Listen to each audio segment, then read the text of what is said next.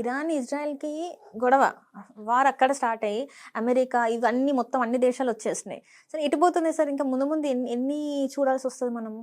C యుద్ధం అనేది నడుస్తుంటుంది. ఎక్కడో ఒక యుద్ధం ఉంటుంది ఎప్పుడు. హ్మ్. యుద్ధం లేని లోకం ఉండదు.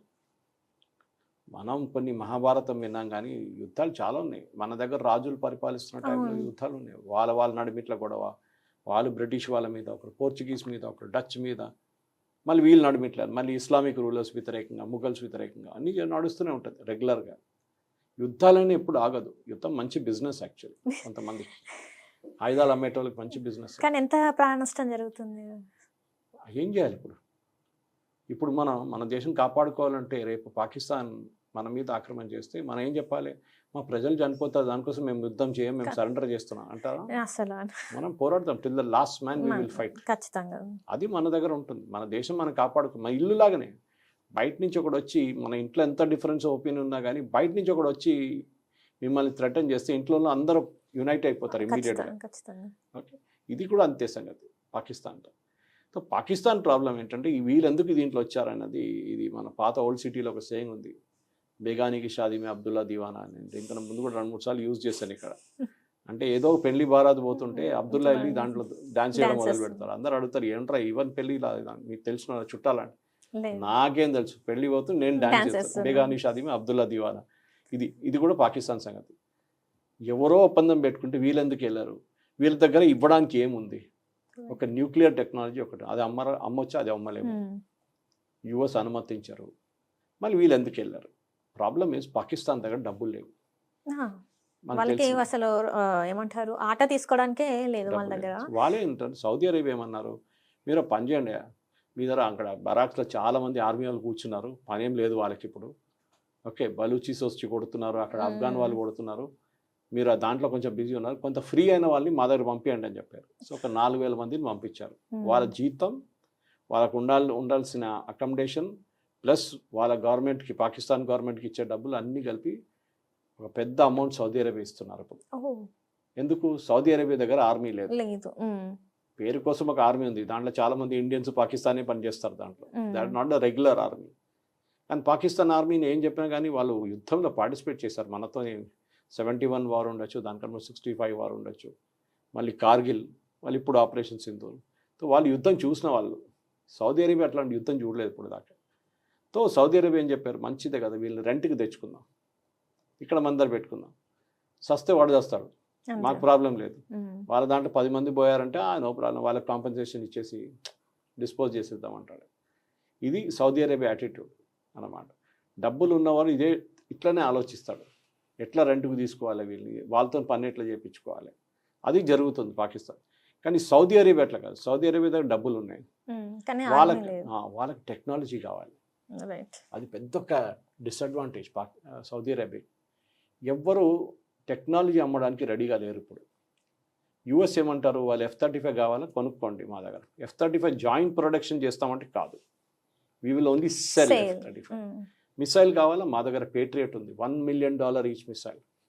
ఇప్పుడు సౌదీ అరేబియా ఏమంటున్నారు, మీరు 1 మిలియన్కి అమ్ముతున్నారా? ఇరాన్ వాడు $20,000 ఒక డ్రోన్ పంపిస్తున్నాడు, ఈ 1 మిలియన్ ఎందుకు వేస్ట్ చేయాలి 20,000 డ్రోన్కి అడ్డుకోవడానికి? మేము టర్కీ దగ్గర నుంచి డ్రోన్లు కొనుక్కొని వాళ్ళ డ్రోన్ని కొడతాం మేము, అది కూడా $20,000-30,000 డ్రోన్ ఉంటుంది. ఇప్పుడు అమెరికాకు పెద్ద ఛాలెంజ్ వచ్చింది. ఇప్పుడు ఈ దేశాలన్నీ ముందు మిసైల్ కోట్లు కొంటున్నాయి, బిలియన్స్లో కొంటుండే మిసైల్స్, డ్రోన్. ఇప్పుడు డ్రోన్ వార్ఫేర్లో డ్రోన్స్ కానీ ఎయిర్క్రాఫ్ట్ కానీ. ఇప్పుడు అందరూ అంటున్నారు, ఓకే ఎయిర్క్రాఫ్ట్ ఇప్పుడు కూడా కొనవచ్చు, ఎందుకంటే మీకు చాలా దేశాలు లేవు, తయారు చేసేటు 4-5 దేశాలు ఉన్నాయి. మనం పని చేద్దాం, ఈ డ్రోన్ కానీ మిసైల్ కానీ ఇదంతా మనం టర్కీ దగ్గర నుంచి కొనుక్కుందాం. టర్కీ అమ్మడానికి రెడీగా ఉన్నారు, వాళ్ళ పెద్ద ఇండస్ట్రీ ఉంది, డ్రోన్ ఇండస్ట్రీ కానీ మిసైల్. అప్పుడు ఆలోచించండి అడ్వాంటేజ్ కాస్ట్. వాడు అంటాడు, మీరు $1 మిలియన్ యూఎస్ దగ్గర నుంచి పేట్రియట్ ఒక్కొక్క మిసైల్ తీసుకున్నారు కదా, మేము దాన్ని మీకు ఒక $50,000 ఇచ్చేస్తాం. వాడు హ్యాపీ, ఎందుకంటే అక్కడ ఇరాన్ ఒక 10 డ్రోన్లు పంపించి ఇక్కడ 10 మిసైల్ పోవాలి అక్కడికి అడ్డుకోవడానికి. 10 మిసైల్, ఒక్కొక్క మిసైల్ $1 మిలియన్, $10 మిలియన్ పోయింది, 5 నిమిషాల్లో ఫినిష్. ఎన్ని రోజులు మీరు నడిపిస్తుంది? దానికోసం చూడండి, ఇప్పుడు యూఎస్ దగ్గర ఆయుధాలు లేవు, మనం డిస్కస్ చేసాం ఇది కూడా. ఎందుకు లేదు? ఇదే ఇరాన్ చేసిన పని. ఇరాన్ చాలా స్మార్ట్గా వాళ్ళు ప్లాన్ చేశారు.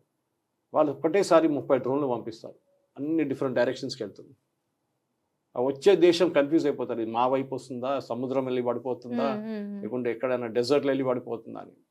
ఈ కన్ఫ్యూజన్లోనే మిసైల్స్ అక్కడిక్కడ కొట్టడం కొట్టేస్తారు. లాస్ట్ మిసైల్ స్టాక్ లేదు, ఇప్పుడు ఏడుచుకుంటున్నారు మా దగ్గర స్టాక్ లేదు. ఏం చేయాలి? ఎవరు తప్పు? మీరు ఆలోచించాలి ముందు. మీరు కూడా డ్రోన్, ఇప్పుడు యుఎస్ ఏంటి లూకస్ అని చెప్పి వాళ్ళ దగ్గర డ్రోన్ ఉంది, అది ఒక ఇరాన్ దగ్గర షహీద్ డ్రోన్స్ అనే ఒక drone, very very wonderful drone, even Russia use చేస్తారు అది. దానికి మెరీ వేరియేషన్స్ ఉన్నాయి డిస్టెన్స్ బట్టి. ఆ వేరియేషన్ ఈవెన్ మన దగ్గర కూడా కొంతమంది రివర్స్ ఇంజనీర్ చేసి ఇండియాలో కూడా తయారు చేస్తున్నారు ఇప్పుడు షహీద్ డ్రోన్స్. ఈ షహీద్ డ్రోన్స్ని ఇప్పుడు వాళ్ళు అమ్ముకుంటున్నారు, రష్యాకి అమ్ముకుంటున్నారు, యుక్రెయిన్ కూడా ఇద్దరికి అమ్ముతున్నారు. ఇరాన్ దగ్గర ఒక పెద్ద అడ్వాంటేజ్ ఏంటంటే వీళ్ళు ఈ టర్కీతో టెక్నాలజీ టైప్ చేసుకుంటే వాళ్ళకి రేపట్లో యుద్ధంలో పనికి వస్తుంది. కానీ టర్కీ ఇరాన్కి డైరెక్ట్లీ అమ్మలేరు టెక్నాలజీ, ఎందుకంటే బ్యాన్ ఉంది, ఇరాన్ మీద శాంక్షన్స్ పెట్టారు అమెరికా. వాళ్ళు ఎక్కడి నుంచి కొనుక్కుంటారు? అదే చూస్తున్నారు మార్కెట్ ఇప్పుడు. అది చైనా ఉండొచ్చు, ఎక్కడ ఉండొచ్చు. అదే టైంలో భారతదేశం సంగతి చూడండి. మన వైపు ఈ ఇజ్రాయెల్కి మొన్న ఒక అమ్నెస్టీ ఇంటర్నేషనల్ రిపోర్ట్ ఒకటి వచ్చింది, మీరు చూసుంటారు. దాంట్లో అమ్నెస్టీ ఏం చెప్పారంటే భారతదేశం కూడా గాజాలో జరుగుతున్న మరణకాండకి రెస్పాన్సిబుల్, అక్కడ జరుగుతున్న హత్యలకు భారతదేశం కూడా రెస్పాన్సిబుల్. ఎందుకురా అంటే ఇజ్రాయెల్కి ఆయుధాలు సప్లై చేస్తున్నారు భారతదేశం, ఇజ్రాయెల్ అదే ఆయుధాలతో గాజాలో బాంబింగ్ చేస్తున్నారు. అప్పుడు నేను కూడా కొంచెం రీసెర్చ్ చేయడానికి చెక్ చేస్తే కరెక్ట్. యాక్చువల్లీ ఏం జరిగిందంటే యుఎస్ ఇజ్రాయెల్ని కొంచెం ఒక టైట్లో పెట్టడానికి వాళ్ళు ఏం చేశారు, ఈ ఆయుధాలు కొంచెం డిలే చేయడం మొదలుపెట్టారు. దానికన్నా ముందు ట్రంప్ ఒకసారి నెటన్యాహు తను పెద్ద గొడవ పెట్టుకున్నాడు, మీకు గుర్తుంటుంది. ఆయన విపరీతంగా తిట్టారు, అది యూఆర్ యూజ్లెస్ ఫెలో, అది ఇది ఎస్ఓబి అని పిలిచారు. ఆ రోజు ఇంకో వార్నింగ్ కూడా ఇచ్చారు, మీరు ఒకరోజు మేము మీరు ఇట్లా బిహేవ్ చేస్తే, నా మాట వినకపోతే మీకు ఆయుధాలు ఇవ్వము, మేము ఇవ్వము, we will not give any weapons from US. $3.2 billion every year ఇస్తారు ఇజ్రాయెల్కి. బెంజమిన్ నెటన్యాహు ఒక స్టేట్మెంట్ చెప్పారు, మీరు ఇవ్వకపోతే కూడా ప్రాబ్లం లేదు, మేము ఆల్రెడీ ప్లానింగ్ స్టార్ట్ చేసేసాం, మాకు చాలా దేశాలు ఉన్నాయి మాకు సప్లై చేసేటోళ్ళు, దాంట్లో ఒక దేశం మనం. దట్ ఈస్ వై అమ్నెస్టీ లిస్ట్లో వచ్చేసాం మనం. గాజాకి సప్లై చేస్తున్నాం ఆయుధాలన్నీ ఇజ్రాయెల్కి. Yes, we're giving. ఇజ్రాయలీ కంపెనీసే తయారు చేస్తున్నారు ఇండియాలో దాన్ని. సో ఇప్పుడు భారతదేశం కూడా ఈక్వేషన్లో వచ్చేసింది. మన ఒప్పందం ఏంటి యూఏఈతోని? For the same drones, so the same technology, missile technology, ఇదంతా యూఏఈ అంటున్నారు. మీరు పని చేయండి, మా దగ్గర జబెల్ ఎలి అక్కడ అన్ని చాలా ఫ్రీ ట్రేడ్ జోన్స్ ఉంది, మీరు అక్కడ ఒక 2-3 యూనిట్లు పెట్టుకోండి, మేము మీతో ఒప్పందం చేశాం కదా, మాకు ఇక్కడే ప్రొడ్యూస్ చేసుకుంటాం మేము డ్రోన్లు కానీ మిసైల్ కానీ, అమెరికా దగ్గర నుంచి కొనక్కర్లేదు. ఇది సౌదీ అరేబియా నేర్చుకున్నారు, యూఏఈ నేర్చుకున్నారు, చాలా దేశాలు గల్ఫ్లో ఇప్పుడు వాళ్ళకి రియలైజేషన్ వచ్చేసింది, ఇంత డిఫెన్స్ బడ్జెట్ మనకు అక్కర్లేదు, ఆయిల్ అమ్మలేకపోతున్నాం మనం, ఎందుకు అమౌంట్ వేస్ట్ చేయాలి యూఎస్ అని మన ఇండియాతో ఒప్పందం పెట్టుకుంది. సరే, అన్ని ముస్లిం దేశాలు వస్తాయంటే అది లేదు. ఇప్పుడు ఫర్ ఎగ్జాంపుల్ ఆల్రెడీ న్యూస్ వచ్చేసింది, బహ్రెయిన్ ఇటువైపు ఉన్నారు, యూఏఈ వైపు ఉన్నారు, అదే కువైత్ బహుశా వీళ్ళతో వెళ్ళిపోతారు. రేపు ఈవెన్ ఒమాన్ కూడా వెళ్ళొచ్చు ఇస్లామిక్ నేటో ఫామ్ చేయడానికి. కానీ ఏం చేసినా కానీ సరే దిస్ విల్ నాట్ గో, ఇది నడవదు. ఎందుకంటే వీళ్ళందరూ హిందీలు అంటారు, ఒక వర్డ్ డర్పోక్ అంటారు, భయపడతారు. ఇరాన్ లాంటి దేశం వీళ్ళ మీద బాంబ్ చేసి లాస్ట్ 4-5 నెలలు అవుతుంది, ఒక్కడు కూడా జరగట్లేదు. ఒక చిన్న మిసైల్ అని ఇరాన్ వైపు కొడితే ఇరాన్ క్వైట్ అయిపోతారు, చేయట్లేదు. మీ దగ్గర ఆయుధాలు తీసుకొని మ్యూజియంలో పెట్టుకుంటారా మీరు? ఎందుకు కొన్నారు? మళ్ళీ షో ఆఫ్కి కొన్నారా? మీ మిలిటరీ పరేడ్ కోసం కొన్నారా?